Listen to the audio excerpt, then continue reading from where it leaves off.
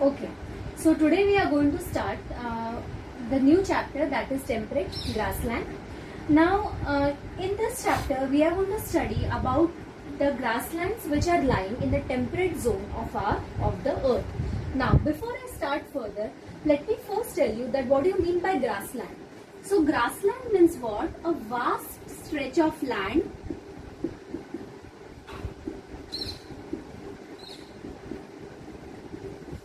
covered with grass. Covered with grass. Okay. So to explain this, what do you mean by vast stretch of land? Vast stretch of land means बहुत बड़ा land. Okay, बहुत बड़ा land जहाँ पे पूरा क्या है? It is completely covered with grass. So such area is called as a grassland. Now, location. So I want you to open page number 272. Now, where does this grassland lie? So grassland can be seen in both the northern hemisphere and the southern hemisphere. Now, children, we know that this is our earth. Our earth is divided into two hemispheres. This is my northern hemisphere and this is my southern hemisphere. What do you mean by northern hemisphere? The hemisphere which lies above the equator. ठीक है, equator के ऊपर वाला जो area होता है, then that is called as the northern hemisphere, and the area which lies below the equator is called as the southern hemisphere. So this grassland, they are lying in both the hemisphere. ठीक है, grassland वाला जो area है, okay, you will find that area in northern hemisphere also and in the southern hemisphere also. Now, temperate grassland can be seen both in the southern hemisphere and in the northern hemisphere. In the northern hemisphere, they are spread across Asia, Europe, and North America.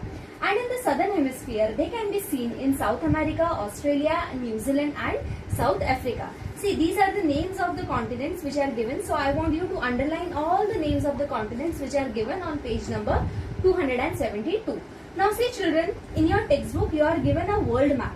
Okay, so in this world map, whichever portion is colored with green, the portion which is colored with green, it is indicating the grasslands lying on this earth.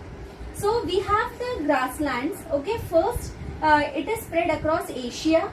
Okay, Asia mein hai. Then you will find in Europe also. Then in the southern hemisphere, you will see in the South America.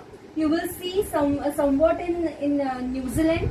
You will see and in Australia also. Now, why it is called as a temperate grassland? Okay. Now we have studied the different zones of the earth. We have seen what is torrid zone, what is temperate zone, and what is frigid zone. These three zones are lying in both the hemisphere. Northern hemisphere में भी torrid, temperate और frigid आता है, and in the same way in southern hemisphere also you will find torrid, temperate, and frigid. Now these grasslands, okay, they are particularly lying, or you will always find that grasslands are lying in the temperate zone. ठीक है, ये जो आपकी zones है, this is torrid zone, then this is temperate zone, this is again torrid zone, and this is my temperate zone. So this is my temperate zone, and this is my temperate zone. This is of northern hemisphere, and this temperate zone is in the southern hemisphere. So when you talk about grassland, these grasslands, they specifically lie in this zone. Okay, वो temperate zone में आएगा, and that is why it is called as the temperate grasslands. Now, the next page. Now we are going to see that what kind of climate is there. So the temperate grassland in the northern hemisphere experience the extreme hot and cold climate. This continental type of climate is characterized by the hot summers, cold winters, and little rainfall. Okay, so what kind of climate do we find in the grasslands of this northern hemisphere? So you will find it is extreme hot and extremely cold. Okay, means you will find that the climate is typically of the continental kind of. Now what do you mean by continental? Continental means summers are very hot and winters are very cold. And after this, there is also little rainfall. Means here the temperature, or here the climate goes like winters, then followed by summers, and summers followed by rainfall. Then Grasslands in the southern hemisphere are located along the sea coast and hence have a moderate climate than the grasslands in the northern hemisphere. Now see, there is a little bit contrast between the grasslands of the northern hemisphere and the grassland of the southern hemisphere. The difference is that there is a climatic difference. Here you will find that the temperature is extreme, means summers are hot and winters are cold and with a little rainfall. But when you talk about the climatic condition of temperate grasslands in the southern hemisphere, it is like moderate kind of. Okay, here the climate is what? Climate is moderate. Now why it is moderate?